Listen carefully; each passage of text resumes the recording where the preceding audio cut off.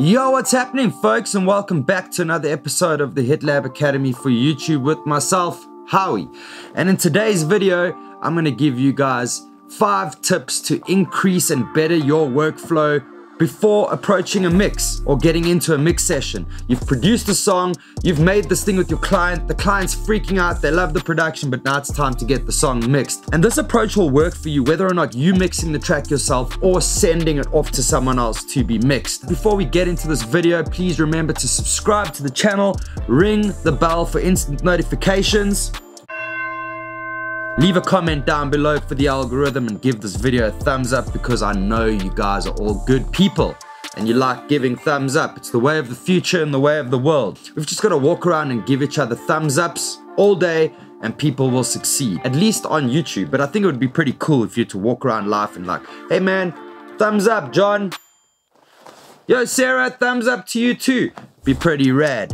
But anyway, let's get into the video, folks. Tip number 1. Guys, render out all your MIDI files and software instruments. Make them audio files to relieve your computer of some stress. It also helps your session feel neater. It helps file sharing if you were to send it to another mix engineer who may not have the plugins you have applied on those various virtual instruments, or the other engineer may have a completely different DAW. I know a bunch of guys enjoy producing on Cubase or Logic or FL Studio, but then they send it off and it gets final mixed in Pro Tools. So render out all your software instruments and MIDI files in order to, number 1, relieve CPU and just make file sharing a lot easier. Number 2, declutter your project. And what I mean by decluttering your project is if you have a double or a triple of your voice or your client's voice in a project and they're in 2 mono channels, pan left, hard right, that's what I do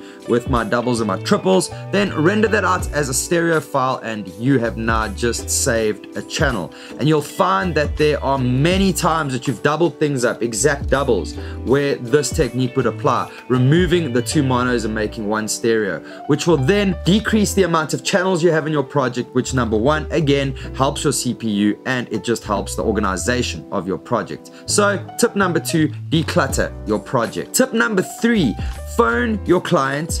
Get on the phone with them, get on a FaceTime call and ask them to send you a playlist or a bunch of songs that they're listening to or that they really love. That way you can get in touch with what they are hearing currently in the world of music. When they play music in their cars, in their AirPods or their earbuds or whatever, this is what they're listening to and these are the frequencies that they are used to. So it is always good to try and get into your client's head a little bit and try and get some feedback with regards to what music they're listening to and what sound they're enjoying, and then just simply have a conversation with them and say to them, are there any songs in the world that you really like and would like your song to sonically feel the same?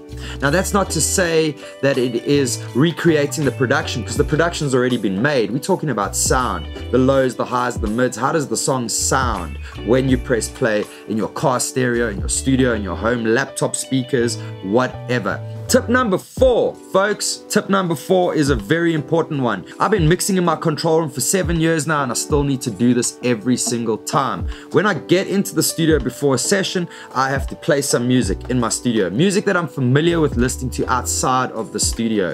That way, I know where my lows are and I know where my highs are in the room. And that's not to say I have a room that's not treated for mixing. My room is treated very nicely for mixing. This just helps me get into a good headspace for the day. It familiarizes me with my own room and the sound of my room and how my mixes will translate outside of the room when I'm done with it. Tip number 5, folks. This is an important one. Don't get despondent if you haven't nailed the mix at mix 1. For me, personally, mix 1 is basically the introduction to the mix. After mix 1, I get a track to mix 1 and then I send that off to the client and I say, how do you feel about this? Please bear in mind, this is a mix 1.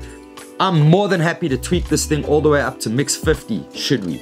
And it is always a great thing because what I find is that the client really gets invested in the mix and you end up going back and forth with the client and really fine-tuning and tweaking the song, and it ends up so desirable to the ears of the person who has paid for the track or hired you to make this track because you have included them. You've included their flavor and their taste. Sometimes a client can make ridiculous suggestions for a mix, but that's okay. It is their song after all, and sometimes out of ridiculous suggestions comes a great outcome. That actually sounds great. That sounds like a quote. Like I read it off something. Sometimes ridiculous suggestions create a great outcome. I feel like we maybe need like David Attenborough's voice. Sometimes. That's not David Attenborough, is it? Anyway, remember you heard it here first, folks. Alright guys, that was a short video just giving you guys 5 tips to hopefully better your workflow before approaching a mix in the future. If you haven't already subscribed to the channel, ring the bell for instant notifications, give us a thumbs up because you know why, thumbs ups are cool. We had a discussion about this, but most importantly, leave a comment below and share this video with someone who you think could enjoy it, or subscribe to the channel, really. Guys, have a fantastic week and I'll see you at the next one. Peace.